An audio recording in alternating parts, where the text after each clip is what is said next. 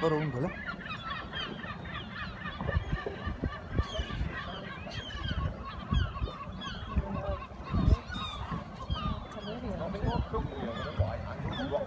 You can literally see where he's dried off there. That's why he's got a little bit of a weird hairdo going on, a bit of a mohawk. But you can just see how fluffy they actually go when they dry out, because you always think of seals being like really super smooth, like skin like, but it's kind of more like a Jack Russell actually. That's kind of what they feel like.